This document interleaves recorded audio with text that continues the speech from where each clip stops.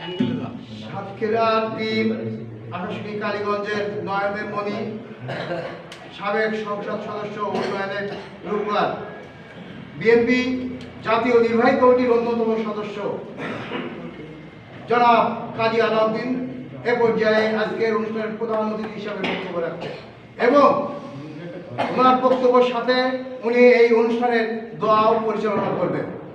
আর আপনাদের কাছে জানাচ্ছি আমরা কিছু তাবারকের ব্যবস্থা করেছি, আপনারা সুন্দরভাবে বসে তাবারকগুলো দিয়ে যান। সবাইকে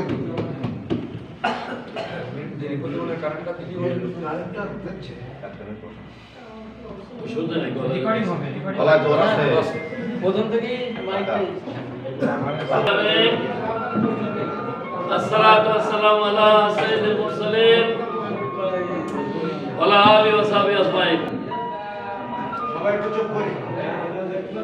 আজকের এই আমাদের প্রাণপ্রিয় নেতা, মহান স্বাধীনতার ঘোষক, বহুদলীয় গণতন্ত্রের প্রবর্তক, ইসলামী উম্মার সারা বিশ্বব্যাপী নেতা, স্বনির্ভর বাংলাদেশ গড়ার মূর্ত প্রতীক, বহুদলীয় গণতন্ত্রের প্রবর্তক এবং এই দেশে গণতন্ত্রের চর্চার অব্যাহত রাখার মহানায়ক, আমাদের নেতা, প্রিয় নেতা, শহীদ রাষ্ট্রপতির শাহাদাত বার্ষিকী ৪৫তম শ্রদ্ধাভাজন সভাপতি, আশাশুনি বিএনপির শ্রদ্ধাভাজন অভিভাবক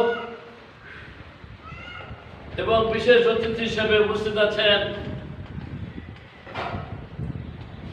আশাশুনি বিএনপি তথা আশাশুনি বিএনপির ৯টি অঙ্গ এবং সহযোগী সংগঠনের শ্রদ্ধাভাজন নেতৃবৃন্দ এবং আমার প্রিয় বিভিন্ন ইউনিয়ন থেকে আগত নেতৃবৃন্দ ভাইয়েরা, আসসালামু আলাইকুম ওয়া রাহমাতুল্লাহি ওয়া বারাকাতুহু। সর্বপ্রথম আমি আল্লাহ রাব্বুল আলামিনের কাছে শুকর গুজার করে প্রাণ ভরে আজকে আমাদের মহান নেতা ৪৫তম শাহাদাত বার্ষিকী উপলক্ষে আশাশুনি বিএনপি তথা অঙ্গ এবং সহযোগী সংগঠন কর্তৃক এমনি একটি সুন্দর পরিবেশে তাপদাহর মধ্যেও অনেক ভালো উপস্থিতির মাধ্যমেই একটি সুন্দর অনুষ্ঠানের ব্যবস্থা করেছেন। এদের আমার অন্তরের অন্তঃস্থল থেকে তাদেরকে ধন্যবাদ এবং মোবারকবাদ জানাই। শহীদ রাষ্ট্রপতি জিয়া মরণ সাহেব যে স্বপ্নদ্রষ্টা ছিলেন, আল্লাহ তাআলার উপরে আস্থা রেখে দৃঢ় ঈমান এবং আকীদার সাথে তার কিছু নমুনা আপনাদের কাছে আমি বলব। বুখারী শরীফের প্রথম হাদিস, ইন্নামাল আমালু বিন্নিয়াত, যদি আল্লাহর কোনো বান্দার কোন ইচ্ছা এবং নিয়ত আল্লাহকে শুধু রাজি খুশি করার জন্য এবং আল্লাহ তাআলা সর্বশ্রেষ্ঠ সৃষ্টি খেদমত করার জন্য যদি তিনি করেন, সেই নিয়ত আল্লাহ তাআলা সেই নিয়তকে দুনিয়া এবং আখিরাতে কবুল করেন, শুধু নয় আমলে পরিণত করে দেন, তার সমস্ত বিষয়ে সফলতা দান করে। তারই মূর্ত প্রতীক শহীদ রাষ্ট্রপতি জিয়া রহমান। তিনি ছিলেন সেনাবাহিনীর মেজর, কিন্তু তিনি স্বপ্ন দেখতেন আল্লাহর রহমতে এই ছোট্ট একটা ভূখণ্ডের বাংলাদেশের মানুষকে নিয়ে। তারা বাল্য জীবন থেকে, যার ফলশ্রুতিতে বাংলাদেশের বিভিন্ন ক্যান্টনমেন্টে অনেক সেনা অফিসার ছিল। বাংলাদেশের রাজনৈতিক প্রেক্ষাপটে বহু দলীয় দলের নেতৃবৃন্দ ছিল, বহু বর্ষীয় নেতারা ছিল, কিন্তু আল্লাহ তাআলা ওনার যে নিয়ত এবং স্বপ্ন আল্লাহকে রাজি খুশি করার জন্য এবং মানুষের খেদমত করার জন্য, সেটা আল্লাহর দরবারে কবুল হয়েছিল বলেই আল্লাহ তাআলা তাকে ইস্ট বেঙ্গল রেজিমেন্ট থেকে, চিটাগংয়ের ব্যারাক থেকে টেনে নিয়ে কালুরঘাটের রেডিও স্টেশন থেকে তার জবান দিয়ে মহান স্বাধীনতার ঘোষণা দিয়েছিলেন। এবং শুধু তাই নয়, তাদের নিয়ম যে সম্পূর্ণ খালেজ ছিল, দেশপ্রেম ছিল, তারই ফলশ্রুতিতে 7ই নভেম্বর যেটা আপনারা পালন করে, সেই বাংলাদেশ তথা বাংলাদেশের পার্শ্ববর্তী বিভিন্ন উপনিবেশ রাষ্ট্রগুলো তারা বাংলাদেশের কোনোদিন কল্যাণ চায় না, পশ্চিমা গোষ্ঠী সহ সবার ষড়যন্ত্রকে উৎখাত করে দেন রব্বুল আলামিন। যেখান থেকে জমিনের সমস্ত ফয়সালা আসে, সেই ফয়সালায় সেই খালেদ মোশাররফ দিয়ে কক্ষিগত করে আবার এই দেশকে ভারতের দাবিদার বানানোর যে প্রচেষ্টা চালানো হয়েছিল, সেখান থেকে এ দেশের মজলুম জনতা এবং সিপাহী একত্রিত হয়ে আল্লাহর হুকুমে ক্যান্টনমেন্টের বাসা থেকে বের করে নিয়ে এসে তারাকে এই দেশের রাষ্ট্রীয় ক্ষমতায় বসিয়েছিলেন। তাদের নিয়তের খানে আল্লাহ তাআলা। তারপরেই ওই ষড়যন্ত্রকারীরা তারাকে দুনিয়ার থেকে সরাই দেওয়ার পূর্ব মুহূর্ত পর্যন্ত যেটুকু সময় পেয়েছিল মাত্র 2.5 বছর, সেই 2.5 বছর রাষ্ট্রীয় ক্ষমতায় থেকে টেকনাফ থেকে তেতুলিয়া, রূপসা থেকে পাটুরিয়া কোদাল হাতে করে নিয়ে উল্কার দিকে ছুটেছেন, সারা বিশ্ব ছুটেছেন। তলাবিহীন বটমলেস বাস্কেট বাংলাদেশকে তিনি স্বনির্ভর বাংলাদেশে পরিণত করেছিলেন অল্প সময়ের মধ্যে। তিনি বিশ্বের রাজনীতিতে শুধু নয়, সারা পৃথিবীর যত মানুষ কিয়ামত পর্যন্ত আল্লাহর ঘর বাইতুল্লাহতে তওয়াফ করতে যাবেন, হজ করতে যাবেন, উমরা করতে যাবেন, তারাও দেখে এসেছেন।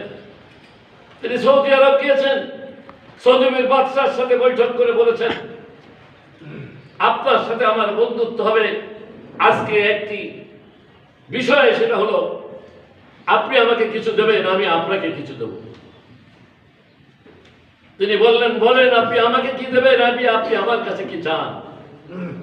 তিনি বললেন, আমি আপনাকে দেব ওই আরাফাতের ময়দানে যেখানে শয়তান চুল ছেঁড়াছেড়ি করে আর বলে আমি আর রাখতে পারলাম না, এখানে এসে আল্লাহর বান্দারা সব জান্নাতে চলে যাচ্ছে, সেইখানে তাপদাহের মধ্যে সারা বিশ্বের হাজী সাহেবরা কষ্ট পায়, আমি আমার দেশের থেকে নিমের চারা প্লেনে করে ভর্তি করে পাঠিয়ে দিয়ে আমি সেই আরাফাতের ময়দানকে সুসজ্জিত করে নিম গাছের ঠান্ডা ছায়াতলের ব্যবস্থা করে দেব।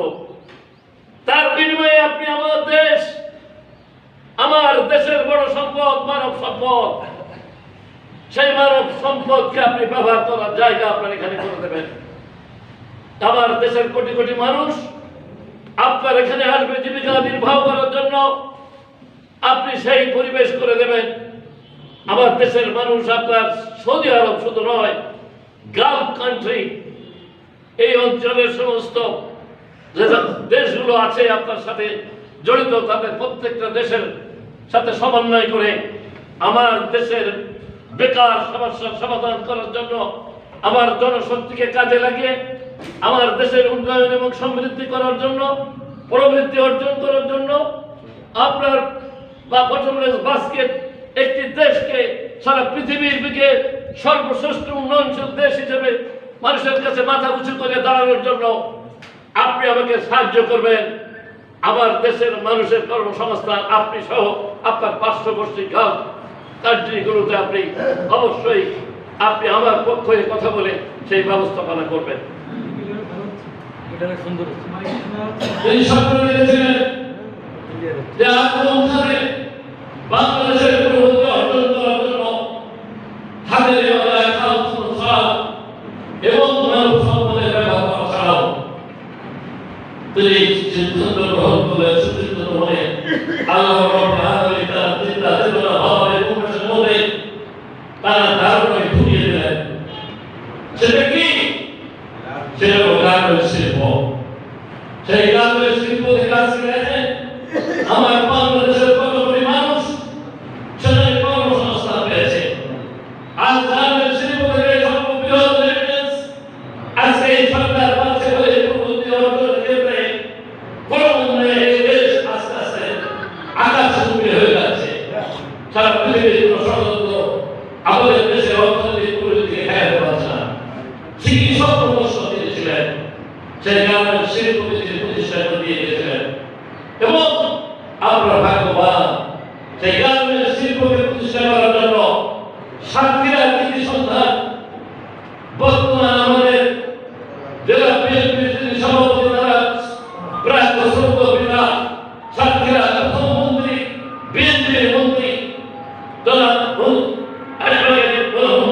হিসাবে সবচেয়ে গুরুত্বপূর্ণ মন্ত্রণালয়ে তিনি বলেছিলেন মন্ত্রণালয় হিসাবে বাংলাদেশের টেক্সটাইল নির্মাণ করেন এবং সমস্ত আপনার প্রাইভেট সেক্টরে সমস্ত বড় বড় ব্যবসায়ীদের উদ্বুদ্ধ করেন যত টাকা জমা দেওয়া হবে বাংলাদেশ ব্যাংক থেকে এমএস থেকে আমি দেব শিল্প খাতে এই বস্ত্র খাত উন্নয়ন করার জন্য তাহলে আমাদের দেশের কোটি কোটি মানুষ এই খাতে তারা তাদের জীবিকাদের বাহক করে এবং এই বস্ত্র খাত এক্সপোর্ট করে যারা পৃথিবী থেকে সর্বোচ্চ রেমিটেন্স আমাদের দেশে এসে বাংলাদেশের রিজার্ভ ফান্ড আকাশচুম্বী হয়ে আমরা সবথেকে বেশি রেমিটেন্স এখানে আসার পরে প্রবৃদ্ধি অর্জন হয়। সেটা তিনি করেছিলেন।